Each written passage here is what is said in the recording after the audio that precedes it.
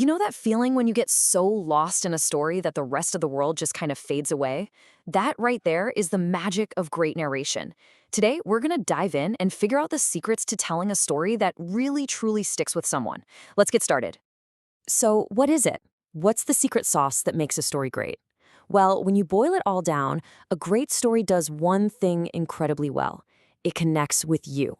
It's not just about listing off a bunch of events, it's about making the audience feel something. And that really gets to the heart of what narration is. It's all about that emotional engagement.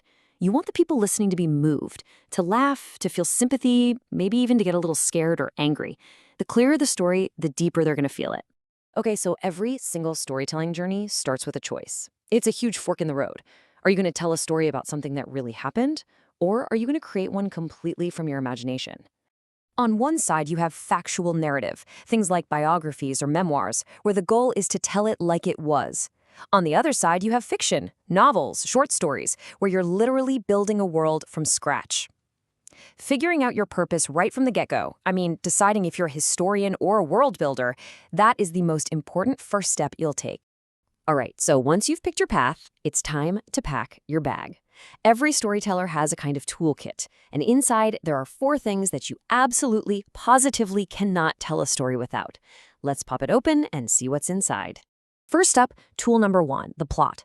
Think of this as the skeleton of your story, or the roadmap for your whole journey. It's the simple answer to the question, what happens next? It's just that sequence of events that takes us from the beginning, through the middle, all the way to the end. Next, tool number 2, characters.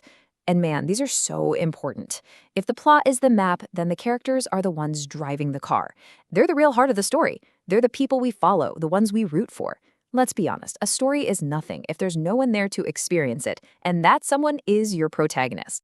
And that brings us to tool number 3, conflict. This is the engine that makes the whole story go. A character wants something, but something is standing in their way. That's where all the good stuff, all the tension comes from. Without a problem to solve, there's no struggle. And without a struggle, you don't really have a story. And finally, the 4th tool in our kit is the theme. This is the so what of your story. It's the why. Why are you even telling this story? The theme is that big idea, that core message that you want to stick with your audience long after they finish the last page. So we've got our tools: plot, characters, conflict, and theme. Awesome.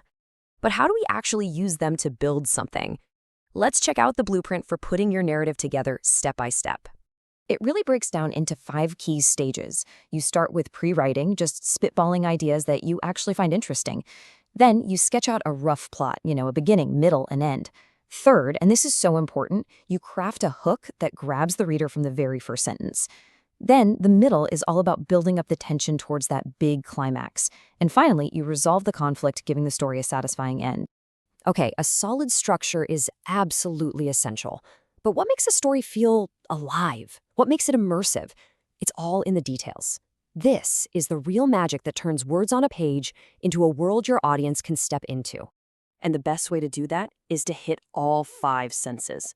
Don't just tell me the room was old. No. Describe the smell of dust and old paper. Don't just say the food was good. Make me taste the hint of cinnamon. That's how you pull someone out of their own head and drop them right into your world. This idea of authentic detail also applies to how your characters actually sound. Take this phrase right here. This is an example of Hawaii Creole English, or pidgin. Now, that's not just a quirky line of dialogue. It immediately grounds a character in a real time, a real place, a real culture. It makes them feel like a genuine person. There's actually a name for this technique. It's called code switching. It's when a character naturally shifts between different languages or dialects depending on the situation. Just imagine someone who speaks super formal English at their corporate job, but as soon as they get home, they slip into warm, informal Spanish with their family. That one little detail tells you so much about who they are and the different worlds they live in. Okay, so we've built the structure, we've added the magic with all those details. Now let's circle back to what's arguably the most important piece of the whole puzzle, the entire reason for telling the story in the first place. Now remember this, your theme isn't just an idea you state out loud. It's something you have to prove through action.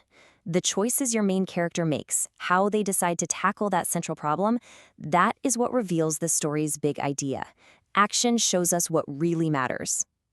So really, in the end, everything you've done, crafting that plot, building those characters, creating that conflict, it was all in service of this one thing. The theme is the heart of your story. It's that final thought that echoes in the audience's mind.